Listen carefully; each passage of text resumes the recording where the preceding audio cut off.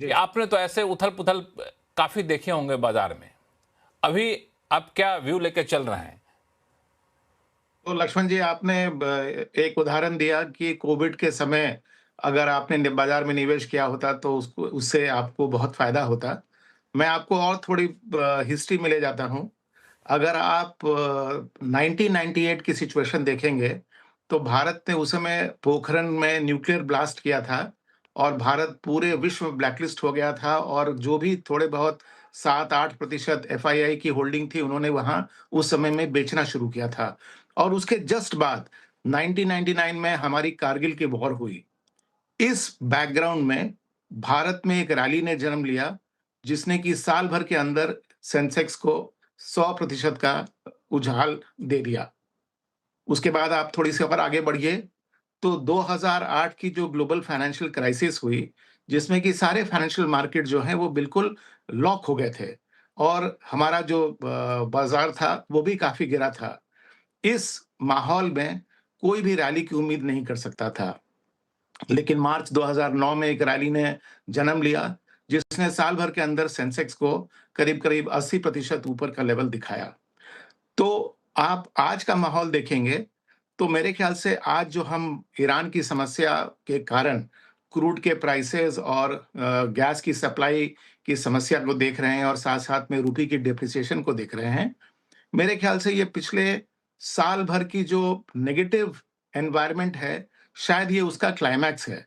क्योंकि जब से अ, हम लोगों ने सेंसेक्स की पिछली पीक देखी थी सितंबर 2024 में, उसके बाद से हमारे रूपी की वीकनेस, एफआईआई की सेलिंग ने तेजी पकड़ी थी और इस ट्रेंड ने ट्रंप के टैरिफ इम्पोज़ करने के बाद एक और तेजी पकड़ ली थी। इस माहौल में देश में बहुत सारे डेवलपमेंट्स हुए, जिसके बारे में मैं समझता हूँ कि पॉजिटिव डेवलपमेंट्स हुए। लेकिन ये सारे जो नेगेटिव माहौल जो बन रहा था, उसका एक क्लाइमैक्स है, मेरे ख्याल से जो ईरान का युद्ध है।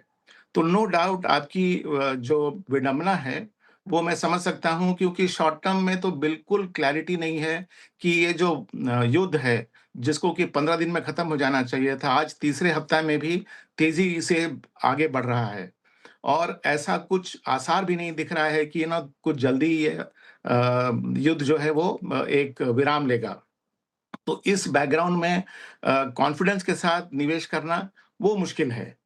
तो मैं समझता हूँ कि तो आपकी निवेश करना स्ट्रैटेजी के 3 मुश्किल पहलू है। होने चाहिए। अच्छा, पर 3 पहलू बता दीजिए, फिर मैं जाऊँगा सुदीप सर के पास और दलजीत जी के पास। जी, तो मेरे ख्याल से आपकी स्ट्रैटेजी की 3 पहलू होनी चाहिए। पहला तो ये हुँ। कि इस सिचुएशन ने हमारे ख्याल से सारे निवेशक को ये दिखा दिया कि आपको you should not put all your eggs in one basket. हम लोग इतने साल से जो कह रहे हैं कि अगर जब आप पोर्टफोलियो बनाएँ, तो उसमें डिफेंसिव्स का और सिक्लिकल्स का एक सम्मिश्रण होना चाहिए। आज के माहौल ने वो दिखाया कि वो टाइम टेस्टेड फ़ॉर्मूला है जो काम आता है। दूसरा पहलू जो आपकी स्ट्रैटेजी का होना चाहिए, वो ये कि मार्केट का परफेक्ट बॉटम तो कोई नहीं जानता। वो हम हाइंडसाइट में देखेंगे कि हाँ, वो परफेक्ट बॉटम था। शायद आज का लेवल जो हम लोगों ने देखा, शायद ये परफेक्ट बॉटम रहा हो बाज़ार का।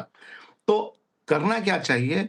हमारे ख्याल से किसी एक लेवल को खोजने के बदले, हमें अपने इन्वेस्टमेंट को स्टैगर करके इन्वेस्ट करना चाहिए।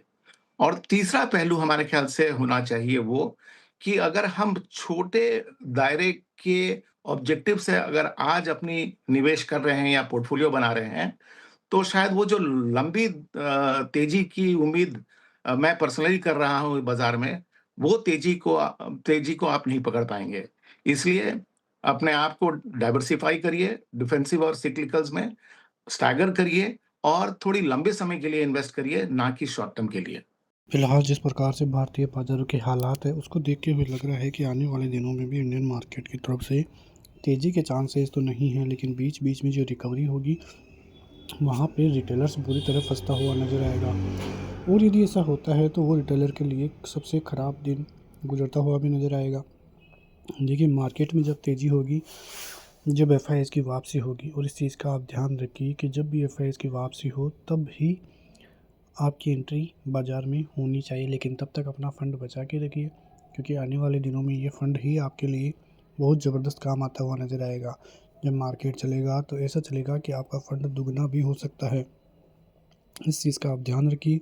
आने वाले दिनों में इंडियन मार्केट के हालात ज़बरदस्त सुधरते हुए नज़र आएंगे, लेकिन जिस तरीके से इस समय मार्केट चल रहा है उसमें डर का माहौल भी यहाँ पे दिखाई दे रहा है। लेकिन आने वाले दिनों में हालात तो सुधरते हुए नज़र आएंगे ही, साथ ही जब बॉटम बनेगा तो जाके लोगों को राहत की सांस मिलेगी। लेकिन फ़िलहाल इंडियन मार्केट के हालात नेगेटिव है, आने वाले दिनों में और नेगेटिव होंगे। मैं आपको यही तो बता रहा था कि पैनिक सेलिंग और देखने को मिल सकती है। एक-एक दिन में 4-4, 5-5% की गिरावट हो तो भी कोई बड़ी बात नहीं है, और यदि इससे गिरावट आए तभी आप समझना, क्योंकि लोगों का नज़रिया फिर पूरी तरह से नेगेटिव होगा, तब जाके ही इंडियन मार्केट में रिकवरी के चांसेस बनेंगे। लेकिन कब से रिकवरी आएगी ये कोई नहीं जानता है। यदि हालात और बिगड़ते हुए युद्ध में नज़र आए तो फिर ऑयल पेट्रोल के दाम बढ़ते हुए नज़र आएंगे, जिससे सारा जनजीवन अस्त व्यस्त होता हुआ नज़र आएगा। इंडिया में भी इम्पैक्ट पड़ता हुआ नज़र आएगा, क्योंकि ट्रांसपोर्टेशन को लेकर सब चीज़ें महंगी होगी और उसका पूरा प्रभाव इंडियन मार्केट पे पड़ेगा।